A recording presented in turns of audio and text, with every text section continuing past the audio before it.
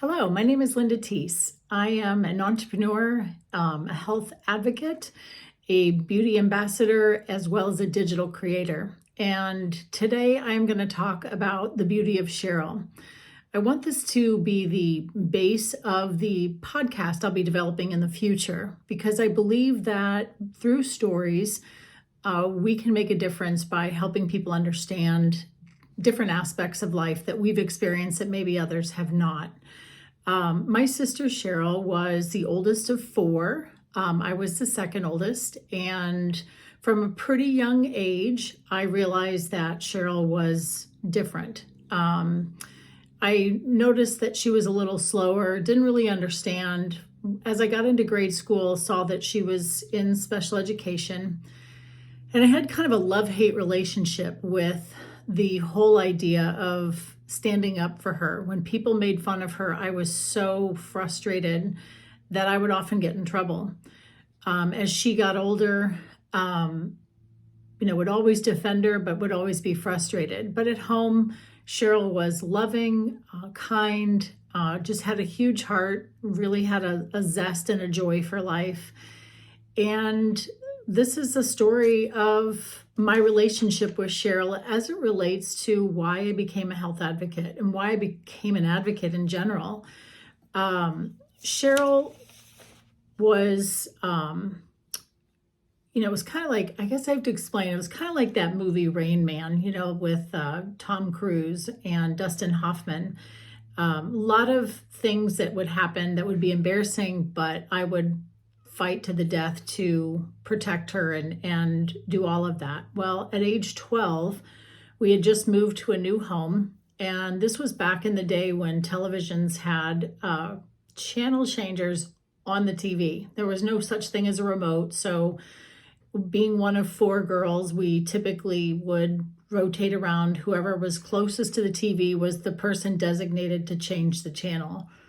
And that particular morning, my mom was at work. It was a summer morning, and she was sitting close to the TV, and we decided we wanted to watch something different.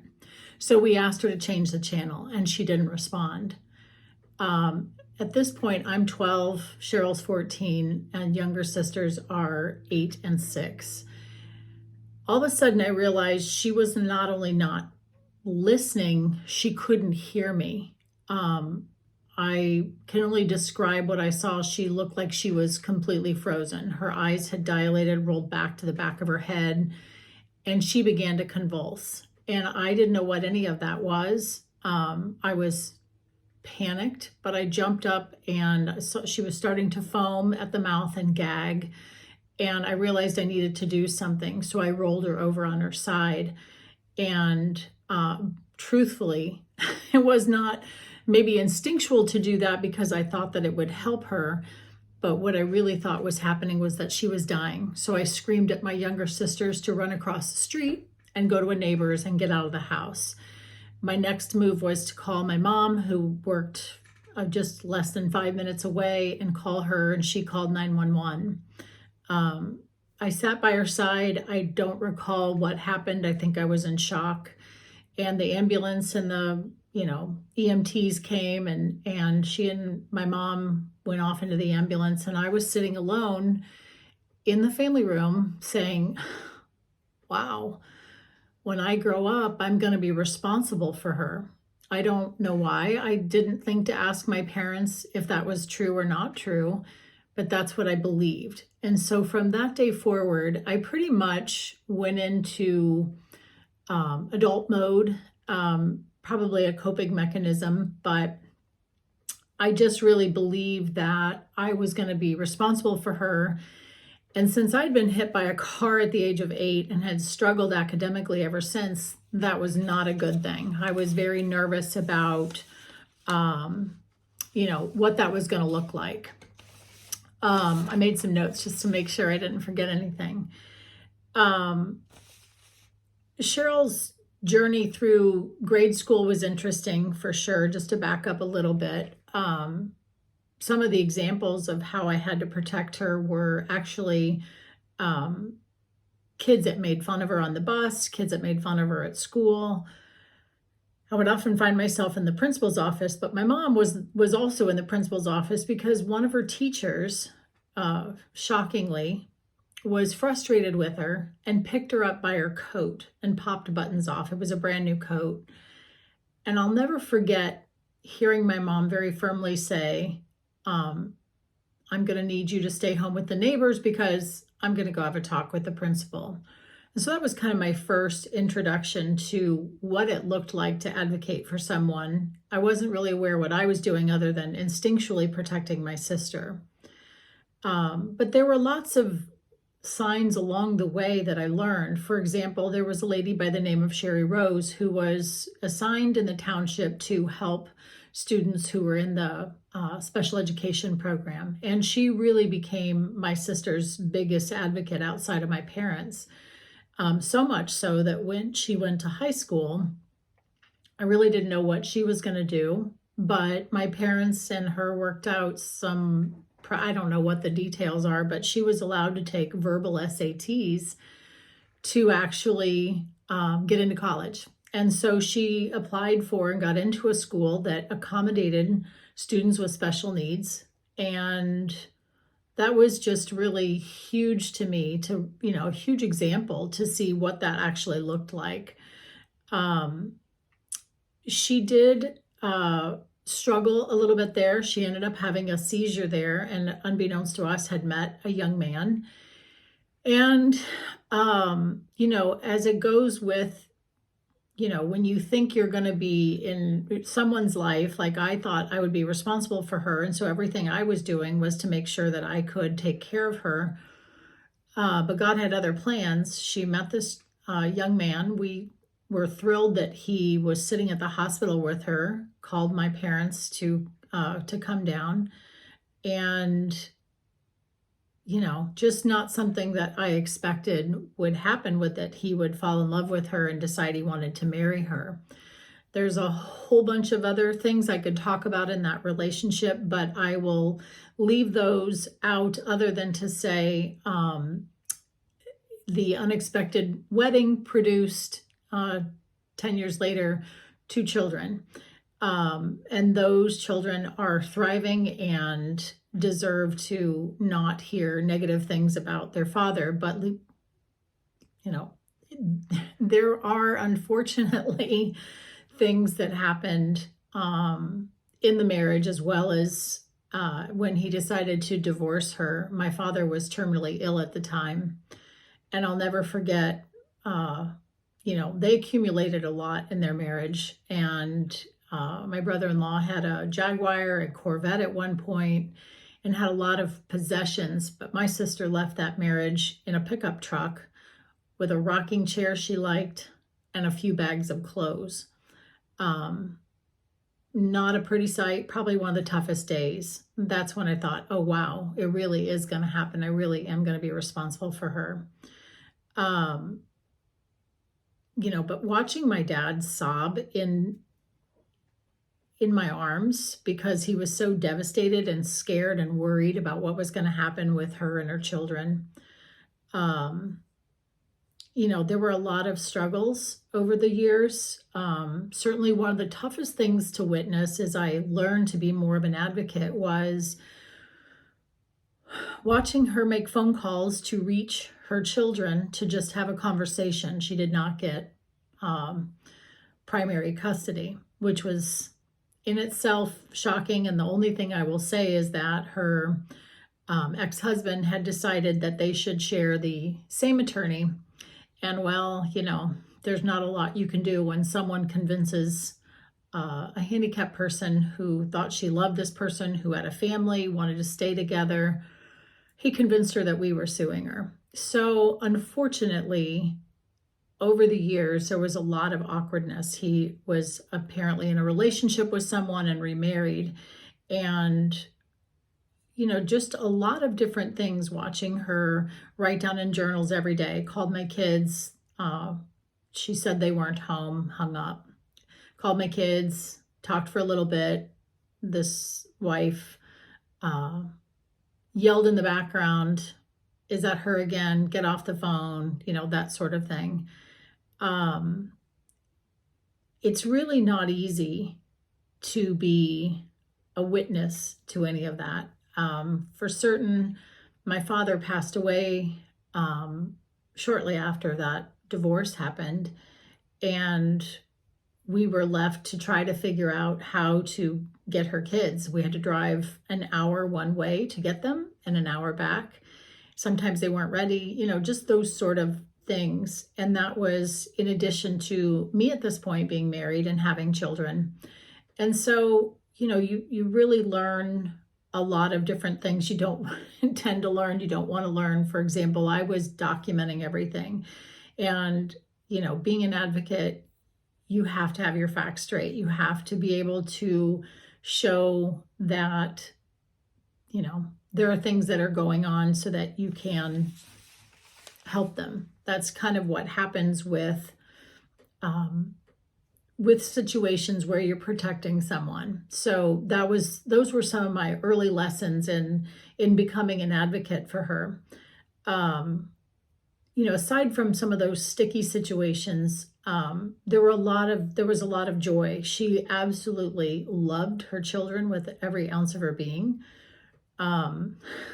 She had a go-kart on one of the properties they owned and would often take them for rides without seatbelts, giggling the whole way, flying down a hill. A lot of really cute memories. She read to her kids every single day. So she was instinctually, in spite of her slow learning or intellectual abilities, she was able to manage to do the things that needed to be done. So there was so much that I learned from her about life. She didn't take anything too seriously. She loved with her whole heart. When she wanted to dance, there were dance parties in that kitchen, and she made just a day of it. So she just really knew how to enjoy life. So on this 62nd birthday, just some of the things that I've learned, as I've said, it's really where I learned how to become an advocate. And I'm going to talk a lot about in the future some of the stories of helping my father through his terminal illness, navigating my mom's 10 orthopedic surgeries and multiple hospitalizations, my sister's death, as well as my son's concussion, and then my own health journey of 11 years of symptoms, 40 symptoms. I've avoided 4 surgeries. I've avoided taking prescription medications. And my philosophy in all of this, and the reason why I want to share these stories, is because I really want people to understand you need to have advocates in your life. You need to have people that know who you are. As far as like a health advocate is concerned, you need to know medications, you need to know diagnoses, you need to know all of the things about them so that you can make sure that everyone is on the same page. But when you're being an advocate for someone who needs your help, like your children, everybody instinctually knows what to do when your children are in trouble or when they need help. But there are just an awful lot of things that happen in life where you really need someone who will speak up for you, someone who will protect you. And it's just really important to learn those skills. I've also learned that it's really critical to treat people with respect, even if they're not behaving in a way that kind of warrants that. In the end, we teach people how to treat us. And so if we treat people with respect, we'll get respect back. Ultimately, we all need to be kind. Whether you're working with medical staff or a customer service rep, everybody has an invisible sign on their forehead that says, "Make me feel important." There's just so many aspects of, being an advocate and going through difficult circumstances that have showed me that it is really important regarding health to be the CEO of your health, to partner with your doctor, to really understand what that looks like. I'll talk a little bit more about that in the future. And and to also be willing to look outside the box, to ask questions, to know what the questions are that you even need to ask. That is really the beauty of what Sheryl taught me. So, just to round this out, when she passed away, the day that it happened, I got a call from my mom, and I had basically told her, don't call us since we're getting together for the church picnic later on today. We're going to have family time, so we're just going to have some quiet time with our family in the morning. And when the phone rang, I remember being irritated, like, why is she calling me? And I didn't answer. And then I got another phone call, and I decided to pick that up. And it was my sister Pam telling me that my sister, Sheryl, who had had a ganglion cyst removed off of her foot, had been, rehabbing for 3 weeks, had been off work, had unfortunately become unconscious on her fall, and they weren't sure she broke her neck or what had happened. Immediately, jumped into the car, drove as fast as I could down to the hospital. I circled the parking lot in the ER looking for a parking space. Too afraid to leave my car in the middle of the road, I finally found a spot and ran in, only to find out that I'd missed her. She had passed. And I was completely devastated because I had really felt like ultimately, when my mom was no longer alive, that I would be supervising her and kind of looking out for her. So I felt like I'd lost my purpose, which was a really devastating thing to experience. But as we were planning the funeral, I'd already spoken at my father's funeral, and I knew that I needed to speak at hers. And I really wasn't sure where to begin, what to write, how to express what I'd gone through, what her life meant to us. And I normally don't struggle to write. But in the process of the week that we took to get ready for the funeral, my sister went to a garden shop to get an umbrella table because we were going to have, after the church luncheon, we were going to have close family back at my mom's condo, and it faces east. So we knew that the time that we would have people over, the sun would be beaming down and be very hot, because she passed away in October, but it was kind of that warm harvest sun, warm weather. Anyway, she's at this garden shop, and they had skylights, and she looked over as she was shopping around for umbrellas, and the skylight was shining the sun straight down on this gorgeous, gorgeous orange mum. And it caught her eye, and she couldn't stop looking at it, so she walked over and she flipped the tag over. And the tag said, "The Beauty of Sheryl." Still to this day, it just blows me away. And that story was the reason I was able to write her eulogy, and it was entitled "The Beauty of Sheryl." So here I am 16 years after she has passed. The year after she had passed, I was finally starting to move through my grief and decided I really wanted to have some of those orange mums to remember her by. So I contacted the garden center and I said, I'm looking to order, the orange mum that's called The Beauty of Sheryl. And the lady said, well, we didn't order any of our mums by the name. We order them by color. And she had no way to track that down. So I started calling growers from across the country, West Coast, East Coast, the South, called everybody, trying to find where this Beauty of Sheryl was. Nobody had ever heard of it. Nobody. Only thing I can say is that the beauty of my sister was that she left us just such a wonderful sign of the life that she lived. And I just have no words for how to explain what that felt like, to realize that was just a gift from her. So I hope that you found this interesting. I invite you back Please like and follow. I really want to start sharing more of these stories. There's certainly a lot more that involve truly digging in and being an active advocate. So I hope you'll come back and join me. Thanks so much.